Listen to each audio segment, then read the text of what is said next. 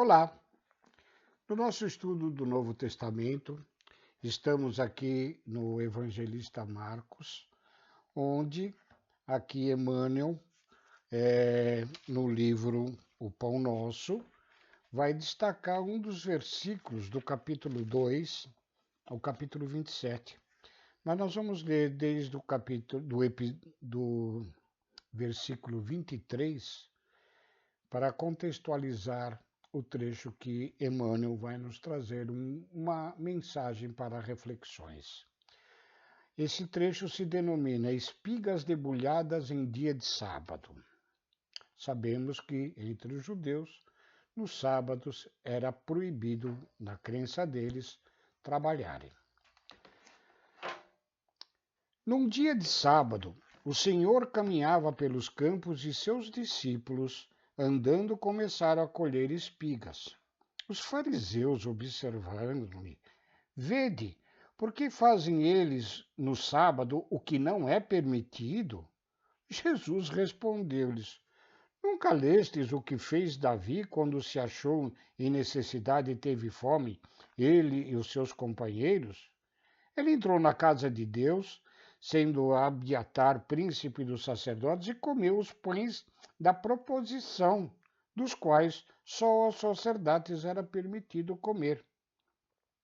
E os deu aos seus companheiros e dizia-lhes, o sábado foi feito para o homem, e não o homem para o sábado. E para dizer tudo isso, o Filho do Homem é Senhor também do sábado. Então, os costumes exteriores dos antigos fariseus, daqueles que tinham essas atitudes mais exteriores para o cumprimento da lei mosaica, né? Jesus sempre contestava essa questão.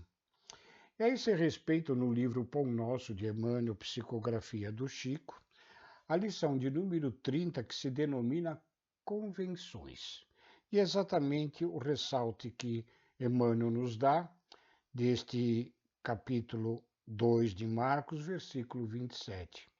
E disse-lhes, o sábado foi feito por causa do homem, e não o homem por causa do sábado. O sábado, nessa passagem evangélica, simboliza as convenções organizadas para o serviço humano.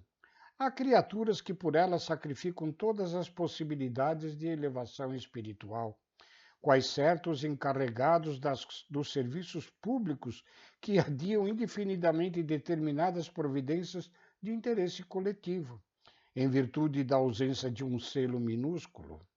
Pessoas existem que, por bagatelas, abandonam grandes oportunidades de união com a esfera superior. Ninguém ignora o lado útil das convenções. Se fossem totalmente imprestáveis, o Pai não lhes permitiria a existência no jogo da circunstância. São tabelas para a classificação dos esforços de cada um, tábuas que designam o tempo adequado a esse ou aquele mistério. Todavia, transformá-las em preceito inexpugnável ou em obstáculo intransponível constitui grave dano à tranquilidade comum. A maioria das pessoas atende-as ante as próprias obediências a Deus. Entretanto, o Altíssimo dispôs todas as organizações da vida para que o ajudem à evolução e ao aprimoramento dos filhos. O próprio planeta foi edificado por causa do homem. Seu Criador foi a esse extremo de solicitude em favor das criaturas, por que deixaríamos de satisfazer os divinos desígnios, prendendo-nos às preocupações inferiores das atividades terrestres?